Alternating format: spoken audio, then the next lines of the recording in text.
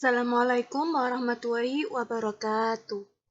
Apa kabar anak-anak? Semoga kita semua dalam keadaan sehat. Baiklah, untuk minggu ini IPA kelas 8 kita akan melanjutkan menuju ke bab yang ketiga, yakni mengenai struktur dan fungsi organ tumbuhan. Tolong disimak video berikut ini. Yang pertama, Ibu akan menjelaskan mengenai struktur dan fungsi akar.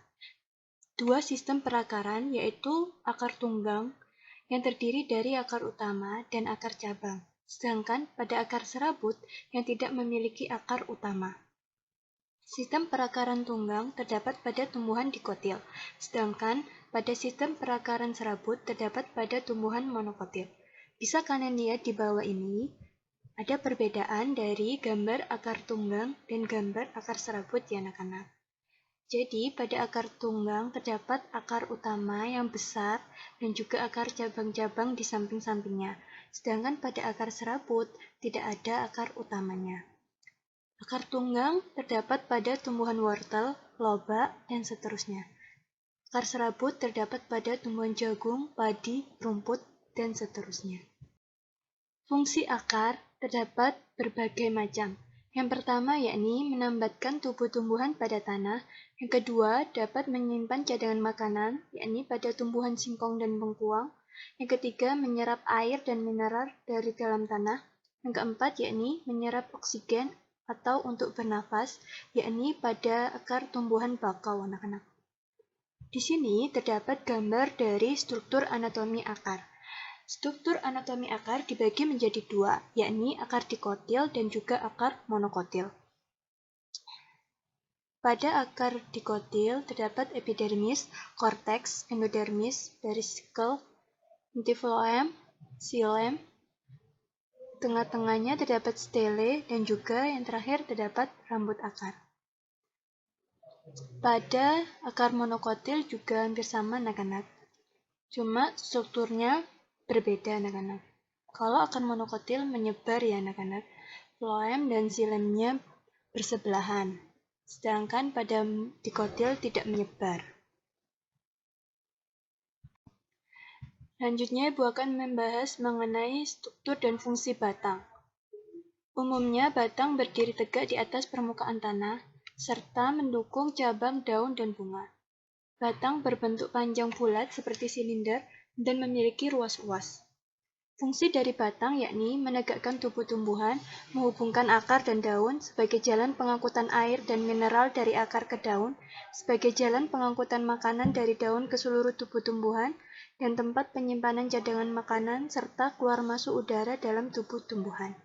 Di bawah ini terdapat perbedaan struktur luar tumbuhan monokotil dan dikotil, perbedaan struktur luar batangnya. Batang tumbuhan monokotil yakni seperti pada batang bambu, sedangkan pada batang dikotil yaitu batang serikaya. Batang monokotil memiliki ruas-ruas batang yang terlihat jelas anak-anak. Jadi garis-garis ruas ini, garis-garis ini itu terlihat jelas, tapi pada batang dikotil ruas-ruasnya tidak terlihat jelas. Baiklah, ini adalah struktur anatomi batang. Di sebelah kanan terdapat anatomi batang dari monokotil. Yang sebelah kiri terdapat anatomi batang dari dikotil. Jadi dari strukturnya ini sudah berbeda ya anak-anak. Pada batang monokotil, ikatan pembuluhnya, xilem dan floemnya menyebar di seluruh permukaan anatomi. Sedangkan pada batang dikotil, floem dan xilemnya teratur, tidak menyebar. Ini adalah kolom dari perbedaan batang dikotil dan batang monokotil. Jadi, pada batang dikotil, ikatan pembuluh tersusun dalam satu lingkaran. Floem terletak di sebelah luar xilem. Terdapat kambium di antara floem dan xilem, sehingga batangnya bisa tumbuh membesar, mengalami pertumbuhan sekunder, pertambahan diameter batang akibat adanya kambium tadi. Jaringan dasar dapat dibedakan menjadi korteks dan empuller. Sedangkan pada batang monokotil, ikatan pembuluhnya tadi tersebar ya anak-anak. Floem dan xilemnya tersebar. Floem dan xilem berada bersebelahan. Tidak terdapat kambium. Tidak terdapat kambium di antara floem dan xilem, sehingga batangnya tidak terlalu besar, tidak mengalami pertumbuhan sekunder. Jaringan dasar tidak dapat kita bedakan mana yang korteks dan ampulum. Selanjutnya, Ibu akan menjelaskan struktur dan fungsi daun. Umumnya, daun berwarna hijau, lebar, dan pipih. Bentuk daun ada yang bulat, panjang, lancip, seperti hati dan duri. Pada lembaran daun ada tulang-tulang daun. Daun merupakan struktur tumbuhan yang menempel pada batang. Daun memiliki kandungan zat berwarna hijau yang dinamakan klorofil. Klorofil bisa digunakan untuk berfotosintesis. Daun pada tumbuhan memiliki berbagai fungsi, yakni yang pertama sebagai alat untuk mengambil zat karbon dioksida CO2 yang digunakan sebagai sumber atau bahan baku dalam proses fotosintesis. Yang kedua, daun sebagai alat proses fotosintesis. Yang ketiga, untuk mengatur penguapan air atau transpirasi. Dan yang keempat adalah untuk pernafasan atau respirasi tumbuhan. Susunan daun terdiri dari daun tunggal jika satu tangkai daun terdapat satu helai daun saja. Namun, ada juga yang disebut daun majemuk, yakni jika satu tangkai daun terdapat beberapa helai daun. Setiap tumbuhan memiliki bentuk dan ukuran dan warna daun yang berbeda-beda, anak-anak. Hal itu digunakan untuk mencirikan tumbuhan tersebut. Bisa kalian lihat di sini terdapat dua gambar, yakni bentuk dari daun. Sebelah kanan terdapat daun jagung, yakni tumbuhan monokotil. Sebelah kiri terdapat daun pepaya, yakni tumbuhan dikotil. Bentuk daunnya seperti ini, anak. Jadi, terdapat perbedaan struktur luar antara daun monokotil dan dikotil. Daun monokotil memiliki urat daun yang sejajar, sehingga tumbuhan monokotil daunnya rata-rata seperti ini, anak-anak. Namun pada daun dikotil, seperti daun pepaya, memiliki urat daun yang menjala. Jadi bentuk daunnya seperti ini, anak-anak. Baiklah, ini adalah gambar dari struktur anatomi daun. Jadi, di sini adalah bagian-bagian pada daun jika dilihat dengan menggunakan mikroskop, anak-anak. Lapisan yang paling atas terdapat jaringan epidermis atas.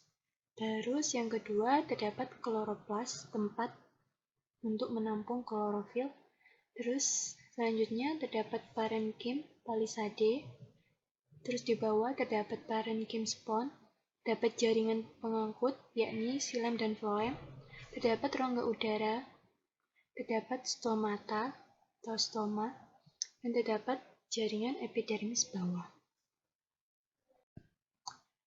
Baiklah anak-anak, ini adalah fotosintesis pada daun. Pada fotosintesis dibutuhkan cahaya sebagai sumber energi. Energi ditangkap oleh zat hijau daun yang disebut klorofil. Lalu gas karbon dioksida dan air digunakan sebagai bahan baku untuk menghasilkan glukosa dan oksigen. Glukosa selanjutnya disusun menjadi zat pati atau amilum. Melalui reaksi polimerasi, amilum kemudian disimpan dalam akar, misalnya pada tanaman singkong. Amilum dapat disimpan pada batang, pada tanaman sagu, dan dapat disimpan pada buah, pada tanaman padi. Ini adalah reaksi dari fotosintesis dengan menggunakan persamaan kimia. 6 CO2, yakni karbon dioksida, ditambah dengan 6 H2O, yakni air, lalu ditambah dengan cahaya, bisa cahaya matahari, cahaya lampu, dan juga zat hijau daun, yaitu klorofil, lalu akan berubah menjadi C6H12O6, yakni gula atau amilum, ditambah dengan 6O2, yakni oksigen.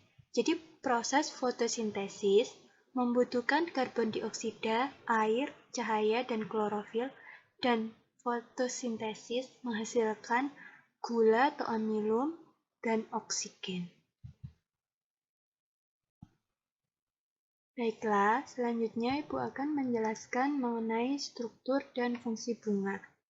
Bunga merupakan organ tumbuhan yang berfungsi sebagai alat reproduksi generatif. Bunga umumnya memiliki berbagai jenis warna yang menarik dan berfungsi untuk menarik serangga atau hewan lain yang dapat membantu proses penyerbukan. Secara umum, bunga tersusun atas dua bagian utama, yaitu perhiasan bunga dan alat reproduksi bunga. Perhiasan bunga meliputi tangkai, kelopak, dan mahkota bunga, sedangkan alat reproduksi berupa benang sari, yakni alat kelamin jantan, dan putik, alat kelamin betina. Bunga yang memiliki bagian-bagian tersebut disebut dengan bunga lengkap, sedangkan bunga yang tidak memiliki salah satu bagian itu disebut dengan bunga tidak lengkap. Bunga yang memiliki benang sari dan putik dalam satu bunga disebut dengan bunga sempurna, sedangkan bunga yang hanya memiliki salah satu alat kelamin saja dalam satu bunga disebut dengan bunga tidak sempurna.